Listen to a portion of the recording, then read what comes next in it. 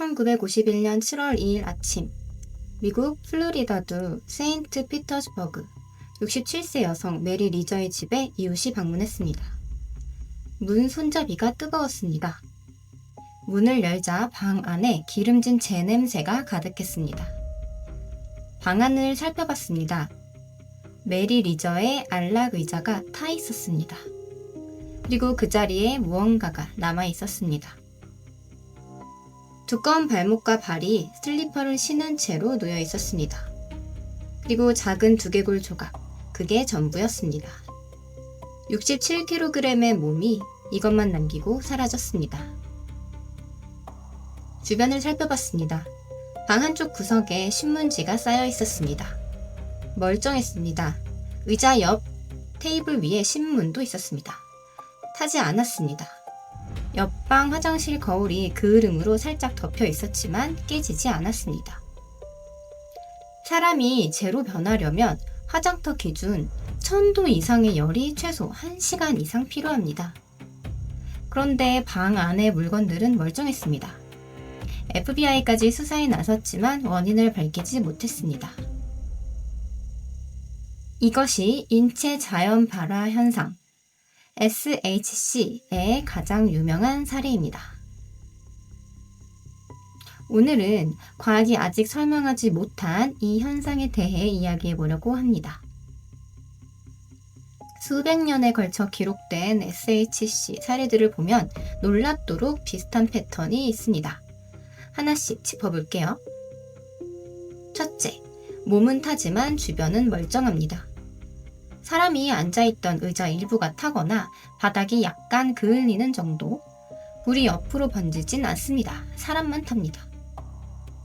인간의 지방이 타면 뼈까지 완전히 재로 만들 수 있는 열이 발생한다고 합니다. 그런데 그 열이 밖으로는 나가지 않습니다. 마치 안에서만 타는 것처럼요. 둘째, 몸통은 재가 되는데 팔다리가 남는 경우가 많습니다. 메리 리저도 발만 남았습니다. 1980년 웨일스에서 발견된 73세 남성 헨리 토마스도 머리와 발만 남기고 전신이 탔는데 발에 신겨진 양말은 새 것처럼 멀쩡했습니다. 셋째, 발화 순간을 목격한 사람이 없습니다. 거의 모든 사례가 혼자 있던 중에 발생합니다. 그것도 대부분 실내에서요. 넷째, 피해자들의 공통점이 있습니다. 고령, 과체중, 여성, 혼자 사는 사람, 음주가 잦은 사람, 이 조건들이 대부분 반복됩니다.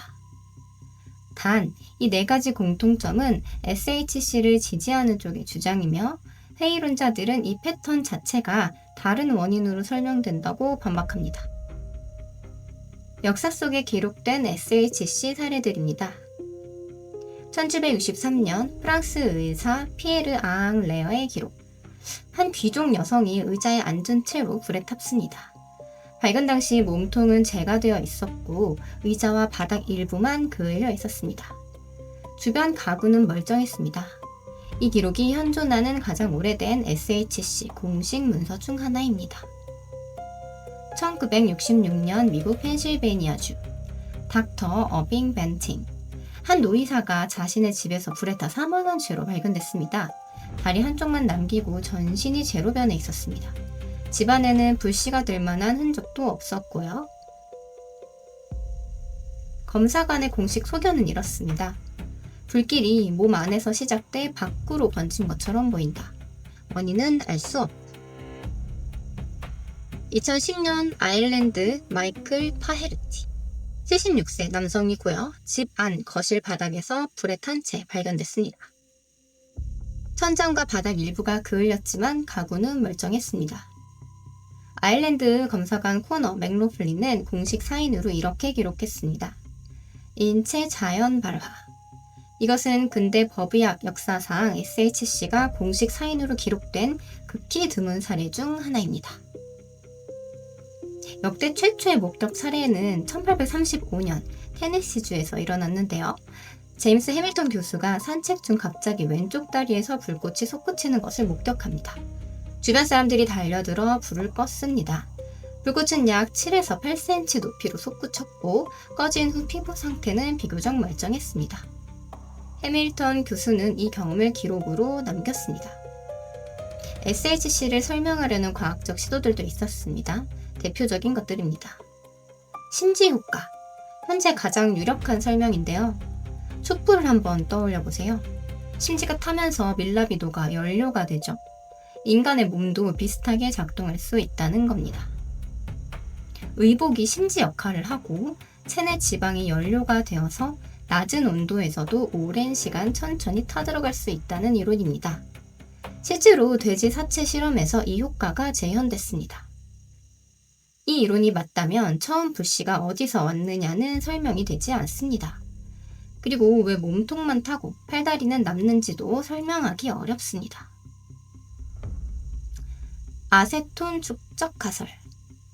영국 생물학자 브라이언 포드는 특정 질병이나 과도한 다이어트 상태에서 체내 아세톤이 급격히 증가할 수 있다고 주장했습니다. 아세톤은 강한 인화성 물질입니다. 지방 조직에 아세톤이 축적되면 작은 불씨만으로도 폭발적으로 연소할 수 있다는 이론입니다. 알코올 가설. 18세기, 19세기 유럽에서는 과음자에게 SHC가 자주 발생한다는 기록이 많습니다. 심지어 당시 영주들이 술이 체내에 쌓이면 불이 붙는다는 소문을 이유로 금주령을 내렸다는 기록도 있습니다. 그러나 1851년 독일 화학자 유스투스 폰 리비이가 알코올을 주입한 동물 실험을 통해 알코올만으로는 발화가 일어나지 않는다는 것을 밝혔습니다. 정전기, 생체전기 가설도 있는데요. 체내에서 생성되는 전기적 에너지가 어떤 조건에서 폭발적으로 방출되면 발화가 가능하다는 이론입니다. 그러나 현재까지 이것을 실험으로 재현한 사례는 없습니다. 결론적으로 어느 하나도 SHC를 완전히 설명하지 못한다는 겁니다. 2026년 현재까지도요. 19세기 영국의 대문호 찰스 디켄스, 그의 소설 황폐한 집에는 SHC로 사망하는 등장인물이 나옵니다. 당시 동료 작가 G.H. 루이스가 SHC는 있을 수 없는 허구라고 강하게 비판했습니다. 디킨스는 직접 반박했습니다. 신문에 보도된 30여 건의 SHC 사례를 하나하나 제시하면서 이것이 허구라고 말할 수 있겠느냐고요. 그로부터 180년이 지난 지금 과학기술은 상상할 수 없을 만큼 발전했습니다. 그러나 SHC는 여전히 미스테리의 영역에 있습니다. 짚고 나가야 될 부분도 있는데요. 첫째로는 지금까지 SHC가 발생하는 순간을 직접 목격한 신뢰할 만한 목격자가 없다는 사실입니다. 거의 모든 사례가 사후 발견입니다.